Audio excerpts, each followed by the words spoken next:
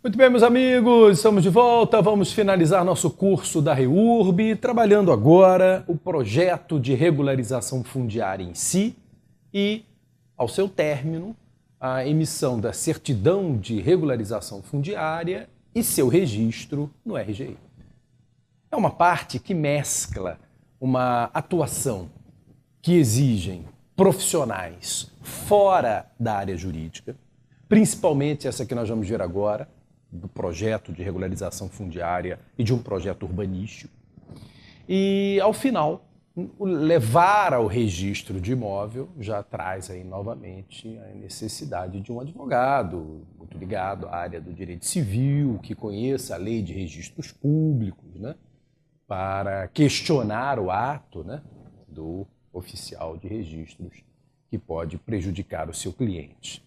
Então é importante aqui você, como advogado, regra geral, o nosso público aqui no curso, né, ficar atento que certas partes da REURB não lhe cabem. Certamente a sua presença será necessária para indicativo da lei, né, para a solução de questões jurídicas que podem envolver o projeto, mas, na verdade, você vai precisar de profissionais como engenheiros, arquitetos, urbanistas, para a realização principalmente desta fase. Então vejam, nós estamos falando aqui de um programa de regularização, um projeto de regularização fundiária, que se bifurca na regularização fundiária em si e na criação de um projeto urbanístico.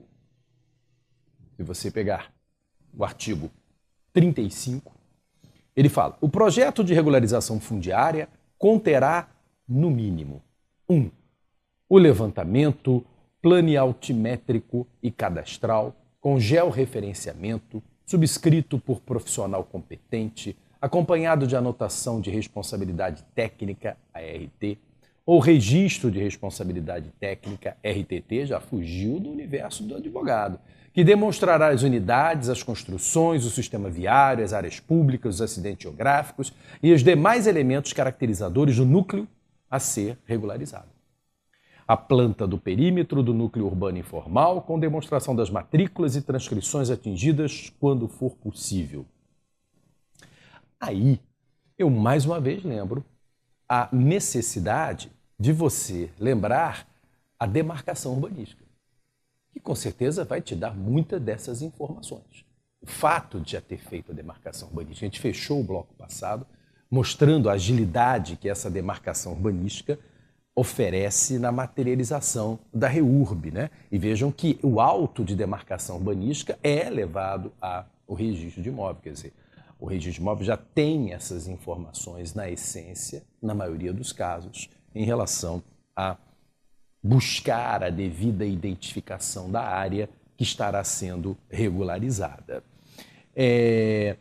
Eu já falo lá em cima das expensas, quem vai pagar isso tudo, tá? REURB-S, quem vai pagar é o governo, REURB-E, quem vai pagar é o interessado, absolutamente normal isso, mas a gente tem artigo próprio deixando claro essa colocação, porque não é fácil, não é barato, né? Fazer todo esse movimento, né? Inclusive em registro de imóvel, temos custos, emolumentos, né, a serem pagos. O que eu queria inicialmente deixar claro é: o projeto de regularização fundiária é uma coisa, projeto urbanístico é outra. Então veja aqui. E a prova está no artigo 35 mesmo. Ele fala: o projeto de regularização fundiária conterá no mínimo, olha lá o inciso 4, projeto urbanístico. Opa, então um pode até englobar o outro, mas são coisas diferentes. No projeto de regularização fundiária, você terá que trazer um projeto urbanístico, principalmente na REURB-S, né, que eu volto a insistir, basicamente, a regularização de um loteamento clandestino, irregular, um novo bairro da cidade que cresceu, né, de forma desordenada. Provavelmente na REURB-E você não vai encontrar esse problema, que a REURB-E é uma regularização de um condomínio particular que invadiu parte de uma área pública, né? Quer dizer, não gera várias habitações, há parte regularizadas, quer dizer, é uma coisa mais uma coisa menor em matéria de preocupações de adaptar esse novo bairro à realidade da cidade. Então a REURB-S, é claro, demanda especialmente esse projeto urbanístico. Porque não basta, olha aqui, no programa ou no projeto de regularização fundiária, não basta regularizar as ocupações, respeitando os aspectos técnicos da titulação. O que é necessário, e essa é uma crítica que é muito feita em projetos habitacionais do governo, né? Insisto, Minha Casa Verde e Amarela, programa Minha Casa Minha Vida, que basta ter uma área que eu possa construir um conjunto habitacional, o empreiteiro vai lá e constrói. Agora, se é uma área fora dos modais de transporte coletivo, uma área distante da cidade, uma área que, regra geral, você não tem os serviços básicos, o cara não está nem um pouco preocupado. E essa preocupação é necessária, porque senão eu crio guetos, né? Eu facilito o aparecimento de milícias que substituem a falta do próprio Estado em relação a oferecer os serviços básicos à população. Então é extremamente importante, junto com esse projeto de regularização fundiária, essa é a preocupação de aspectos técnicos da titulação, você incorporar, você dar cidadania às pessoas que serão regularizadas nessas ocupações. É o que a gente fala lá, visa a incorporação da regularização à cidade. Aí vem o aspecto de mobilidade, acessibilidade, infraestrutura. E isso, vejam, não é papel do advogado. Vejam, eu vou trazer aqui para vocês, olha, um edital recente, 2021, município de Maricá, aqui do Rio de Janeiro, Maricá, Rio de Janeiro, veja aqui abaixo, ó, Maricá do Rio de Janeiro, é um processo licitatório, uma concorrência, ainda pautado na 8666, bom lembrar, a 8666 ela fica válida até 30 de dezembro de 2023, depois vai sobrar 14.133. E aí o advogado tem uma participação importante na orientação dessas empresas, desses profissionais aptos a fazerem esse projeto de regularização fundiária e projeto urbanístico, né? Porque muitas delas participarão de um procedimento licitatório, precisarão desse assessoramento jurídico.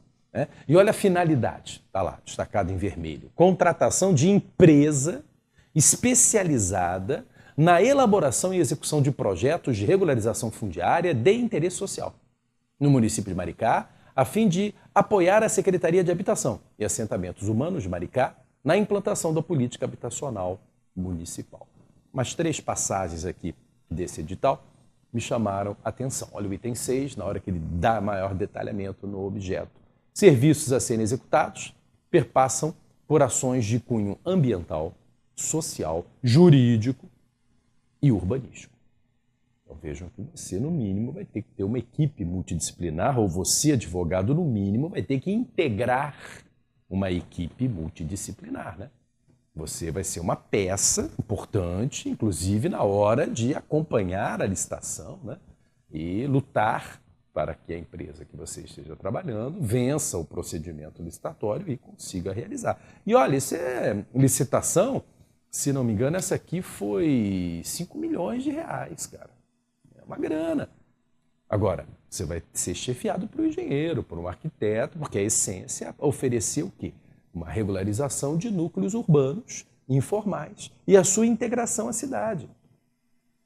Vejam, mais detalhado ainda, a última parte do edital que eu destaquei aqui.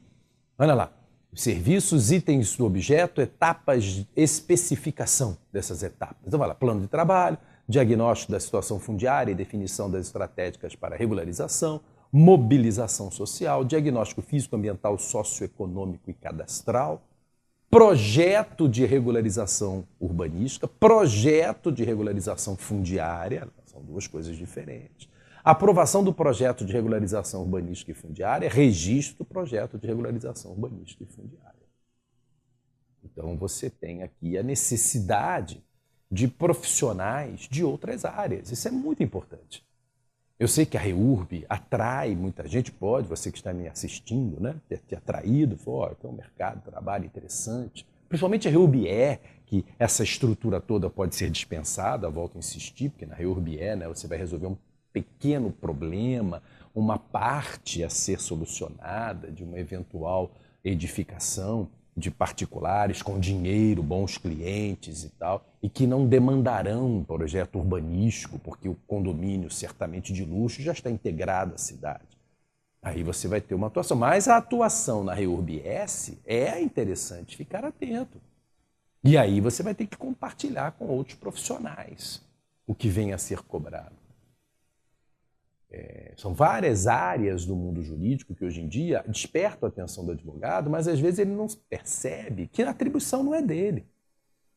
Por exemplo, em matéria de licitação, que a gente está falando aqui, em matéria de lei anticorrupção, nós temos hoje o programa de integridade, o compliance. E o que tem de advogado querendo estudar compliance? Cara, o advogado não faz compliance. Quem faz compliance é profissional de gestão, profissional de administração de empresas e tal, porque eu estou criando um código de ética interno na empresa, né? Estou ensinando o empregado de uma empresa a se comportar adequadamente em um processo licitatório. Então, claro que no compliance vai ser necessário advogado. Ele vai dizer, por exemplo, que na lei de licitação tem vários artigos que exigem que a empresa tenha um programa de integridade. Deu empate na licitação, só tem programa de integridade? Ó, tem preferência do que a empresa que empatou e não tem. Certas reabilitações na lei de licitação, quando você tem sanções de impedimento de licitar e declaração de inidoneidade, exigem que para que a reabilitação seja dada, você crie ou aperfeiçoe um programa de integridade. Quer dizer, então essa é a participação do advogado. Agora não é o advogado que vai cobrar e fazer o programa de integridade. Isso foge à área jurídica. Então isso que é importante frisar aqui, cara, não é o advogado que vai fazer o projeto de regularização fundiária, não é o advogado que vai fazer o projeto de urbanização para incorporar essa regularização à cidade. São outros profissionais que entendem da matéria. Nós teremos, claro, papel fundamental no assessoramento da legislação existente, né? na burocracia perante aos órgãos municipais, no contato, nas petições, né? Em relação a oficializar toda essa atividade. Além de, aqui, como está claro, vejam, no edital de licitação, orientar a empresa ou o grupo de empresas, enfim, que eu estou na minha equipe multidisciplinar participando para a realização dos atos de licitação. É importante frisar que a REURB é uma coisa extensa, você vê então ali que são várias etapas, né? Vejam, voltando aqui no slide, são várias etapas que ele vai ter que cumprir. Por isso a lei, ciente desse problema, lá no artigo 36, ao falar do projeto urbanístico de regularização fundiária, deverá conter no mínimo, e aí ele me traz 9 exigências. 9 exigências, e o parágrafo 2º e 3º basicamente falam assim: a REURB pode ser implementada por etapas, abrangendo núcleo urbano informal, de forma total ou parcial. As obras de implantação de infraestrutura essencial, de equipamentos comunitários e melhoria habitacional, bem como sua manutenção, podem ser realizados antes, durante e após a conclusão da REURB. O município definirá os requisitos para a elaboração do projeto de regularização no que se refere aos desenhos, ao memorial descritivo e ao cronograma físico de obras e serviços a serem realizados, quando for o caso. Então, eu li aqui o parágrafo 2º, 3º e 4º do artigo 36, como está ali no slide. Olha, é igual quando você realiza a construção de um loteamento, que você tem várias etapas até poder comercializar os lotes. E você não precisa cumprir todas elas para comercializar os lotes. E é por isso que volta e meia você vê áreas da cidade, aqui no Rio de Janeiro acontece muito isso na Zona Oeste, que as ruas ainda são de terra batida. Porque, por etapas, ficou-se concluir ao final o asfaltamento, que não foi feito nunca. E as pessoas já compraram o lote, já comercializaram, já moraram, né? Aí volta e meia você vê a RJTV da nossa amada Rede Globo, olha que absurdo essa rua e tal, as pessoas saem daqui, sujam um sapato cheio de lama e tal. Esse é um fenômeno usual. Mas também seria absolutamente burocrático, talvez até mais do que isso, seria engessar o crescimento da cidade ou as regularizações das ocupações na cidade, você querer que o projeto seja completo, totalmente, para aí sim admitir eventuais comercializações após a regularizações fundiária. Bom, regularizar custa caro, né? Você vê que tem que ter uma grana interessante. É bom lembrar que a REURB-S, quem vai implementar é o poder público. Afinal de contas, é o alvo de regularização fundiária, a comunidade carente, a comunidade que não tem dinheiro para isso. Então, caberá ao poder público investir e, através de seus profissionais, materializar isso. E eu confirmo isso em 2 artigos da lei. Além do 37, que está aqui na sequência desses parágrafos que acabamos de ler, mas vamos começar pelo 33, inciso 1º. O 33 fala: instaurada a REURB, cabe ao município aprovar o projeto de regularização fundiária, do qual deverão constar a responsabilidade das partes envolvidas. Inciso 1º, do parágrafo único, a elaboração e o custeio dos projetos de regularização fundiária e de implantação de infraestrutura essencial obedecerão os seguintes procedimentos. 1. Na REURB-S, operada sobre a área de titularidade do ente público, caberá ao referido ente público ou ao município promotor ou ao Distrito Federal a responsabilidade de elaborar o projeto de regularização fundiária. Vai pagar por ele. Se não tiver profissionais, como fez Maricá ali no exemplo dado, abrir uma licitação para contratar alguém para fazer. Se tiver uma estrutura de núcleo urbano já estruturada, ela mesmo faz. Menos gasto, né? Mas é ele que vai arcar com isso, né? Nos termos do ajuste que vem a ser celebrado e a implantação da infraestrutura essencial. Então, a responsabilidade de custear do município, aliás, fica bem clara a letra B desse inciso 1º do parágrafo único do 33. Operada sobre a área titularizada por particular, caberão ao município, ao Distrito Federal, a responsabilidade de elaborar e custear projetos de regularização fundiária e implantação de infraestrutura essencial, quando necessária. E você combina esse 33.1 com 37. Na REURB-S, caberá ao poder público competente, diretamente ou por meio da administração pública indireta, implementar a infraestrutura essencial, os equipamentos comunitários e as melhorias habitacionais previstos no projeto de regularização, assim como arcar com o ônus de sua manutenção. Na regularização fundiária, né, você vai fazer o projeto urbanístico, certamente para incorporar esse núcleo urbano que está sendo regularizado à cidade, e o gasto é, na REURB-S, todo do município.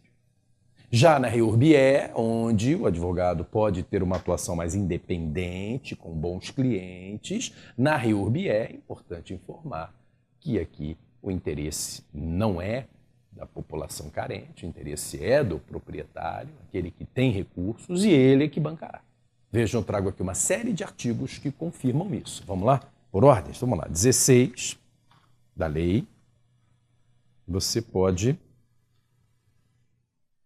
começar pelo 16. Na REURB-E, promovida sobre o bem público, havendo solução consensual, a aquisição de direitos reais pelo particular ficará condicionada ao pagamento de justo valor da unidade imobiliária regularizada, a ser apurado na forma estabelecida em ato do Poder Executivo titular de domínio, sem considerar o valor das acessões e benfeitorias do ocupante e a valorização decorrente da implantação dessas acessões e benfeitorias. Quer dizer, então você vê que já está falando em pagamento da área que você invadiu, né? Depois você vai para o 33, inciso 2, 33.1 é REURB-S, como vimos há pouco. O 33, inciso 2, na REURB-E, a regularização fundiária será contratada e custeada por seus potenciais beneficiários ou requerentes privados. Confirmando, então, REURB-E, quem paga é o interessado.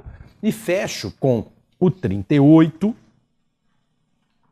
que diz o seguinte: a REURB-E, o Distrito Federal e os municípios deverão definir, por ocasião da aprovação dos projetos de regularização fundiária, nos limites da legislação de regência, os responsáveis pela implantação de sistemas viários, implantação de infraestrutura essencial dos equipamentos públicos ou comunitários. Agora, implantação, vamos avançar aqui, de medidas de mitigação e compensação urbanística e ambiental, e dos estudos técnicos, quando for o caso.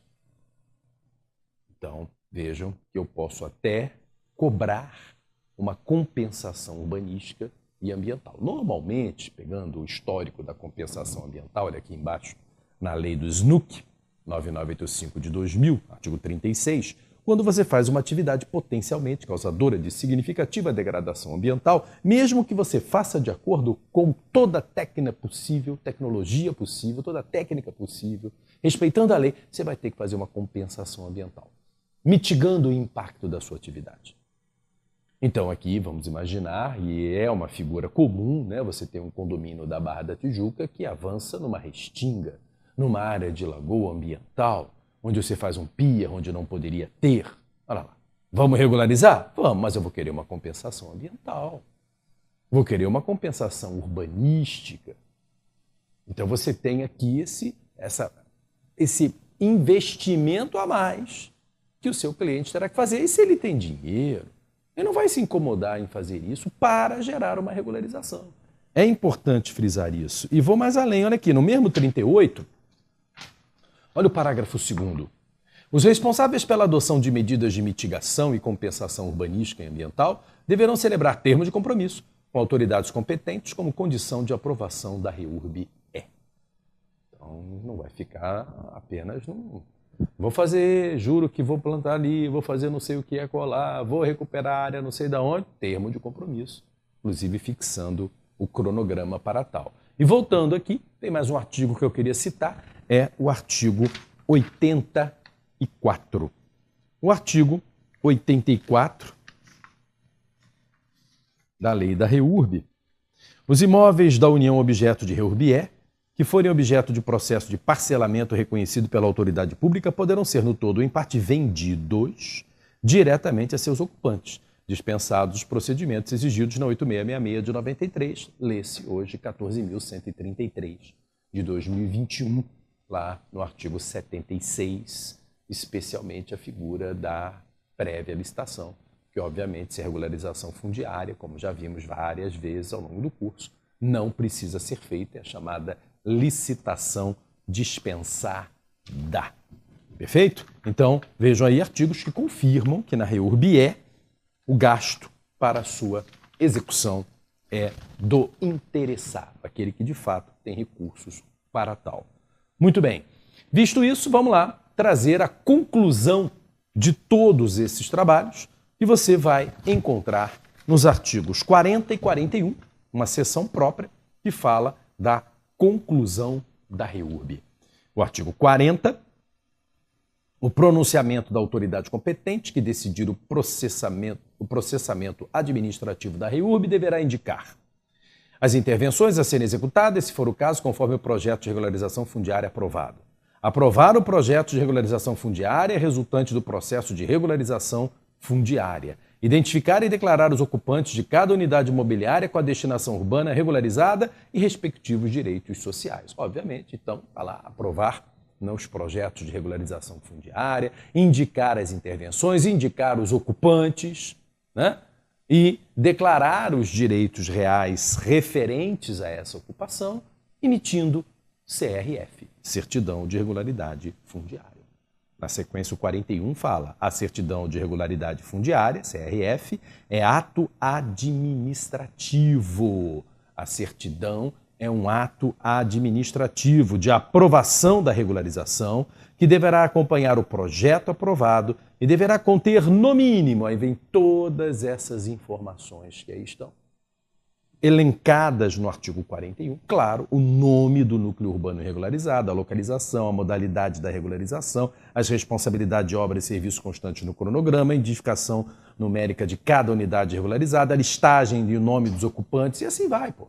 É o resultado de um programa de regularização fundiária, né? Os beneficiados, a área, os lotes que estão sendo distribuídos, isso tudo então virá na certidão de regularização fundiária CRF.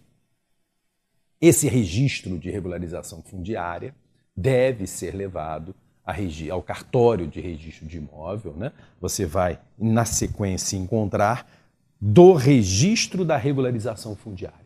Artigo 42 e seguintes. O registro do CRF, o projeto de regularização fundiária, aprovado, será requerido diretamente ao oficial de cartório de registro de imóveis da situação do imóvel e será efetivado, independentemente de determinação judicial ou do Ministério Público, logo extrajudicial. Você fará tudo isso, todo esse registro em cartório sem precisar ir a juízo. Obviamente, o cartório tomará uma decisão ao receber esse pedido, né? E a decisão pode ser, dentro do esperado, praticar os atos tendentes ao registro. Ou, se entender algumas falhas ou omissões, emitir nota de exigência. Negando o registro, emitindo nota de exigência, que seria algo parecido como uma sanatória. E nós já vimos que é bem interessante esse perfil da lei, né? Toda hora que se nega algo no contexto da REURB, não é negar e virar as costas. Neguei por causa disso, isso, aquilo, você conserta assim, assim, assado, que a gente dá andamento. Você vê que, de certa forma, olha aqui, possibilidade de recusa do oficial de registro, está no parágrafo único do 42. Em caso de recusa do registro, o oficial de cartório de registro de imóveis pedirá nota devolutiva fundamentada, na qual indicará os motivos da recusa e formulará exigência nos termos da lei. É uma espécie de uma sanatória. Isso é bem interessante, principalmente os advogados inexperientes e que não têm o dia a dia de registro de imóvel, que não é uma matéria simples, né? Tem toda uma legislação específica com mudanças frequentes, né? Você apresenta o projeto, cara. E o cartório te indica, claro que se você já domina o tema, menos problema você vai ter. Mas não tem que ter receio. Por quê? Porque não vai ter a negativa e por isso vai ter a negativa e o pedido de solução, apresentando aí uma nota devolutiva fundamentada, indicando os motivos da recusa e formulando exigências a serem cumpridas. Uma questão muito comum é o imóvel estar abraçado por circunscrições diferentes. Ele é tão grande, né, a área objeto da REURB, que você tem imóveis situados nas divisas de circunscrições imobiliárias. Qual delas seria competente? Olha lá o que fala o artigo 43. Na hipótese a REURB abranger imóveis situados em mais de uma circunscrição imobiliária, o procedimento será efetuado perante cada um dos ofícios dos cartórios de registro de imóvel. Parágrafo único. Quando os imóveis regularizados estiverem situados na divisa das circunscrições imobiliárias, as novas matrículas das unidades imobiliárias serão competência do oficial de registro de imóveis em cuja circunscrição estiver situada a maior porção da unidade imobiliária. Então, a lei dando solução a esse tipo de questionamento. Muito bem. Ao receber o pedido, aí vem uma questão bem técnica, mesmo burocrática, lei de registro de imóveis, né?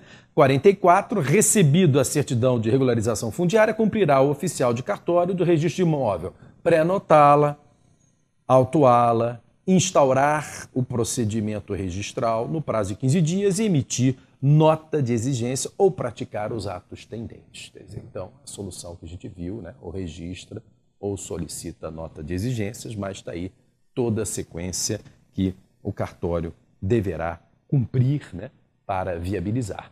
Fala-se muito no princípio da especialidade dos registros, tanto no aspecto objetivo quanto no aspecto subjetivo. O objetivo identificar a área, subjetivos beneficiários dessa área, né, com o memorial descritivo da área atingida pela REURB.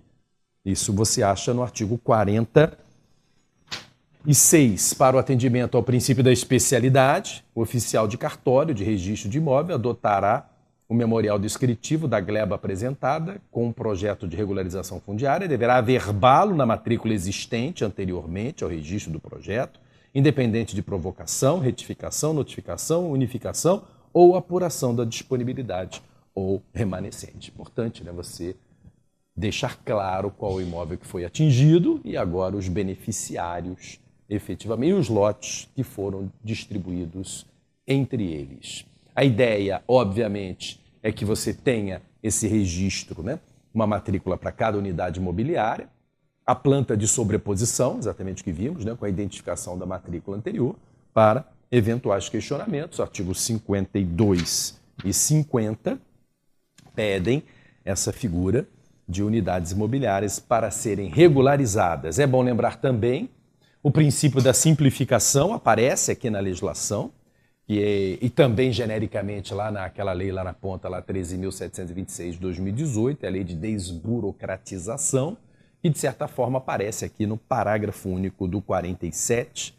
Não serão exigidos reconhecimento de firma nos documentos que compõem o CRF ou termo individual de legitimação fundiária, quando apresentados pela União, Distrito Federal, municípios e entes da administração indireta. Agora, Agora, quando apresentado por particulares, você pode usar genericamente a lei de desburocratização, no artigo 3º, que também genericamente abre mão dessas exigências.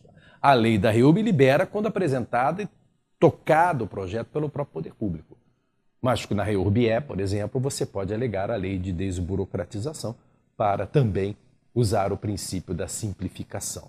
Às vezes você não tem a fração ideal a ser registrada, então admite-se um regime de condomínio geral, com frações ideais registradas individualmente ou de forma coletiva, para futura individualização. É o que você acha no artigo 45 e 48, onde você vai encontrar essa colocação. Vou começar pelo 45. Quando se tratar de imóvel sujeito a regime de condomínio geral, a ser dividido em lotes com identificação na matrícula, a área deferida a cada condômino, o município poderá indicar de forma individual ou coletiva as unidades imobiliárias correspondentes às frações ideais registradas, sob sua exclusiva responsabilidade para a especialização de áreas registradas em comum.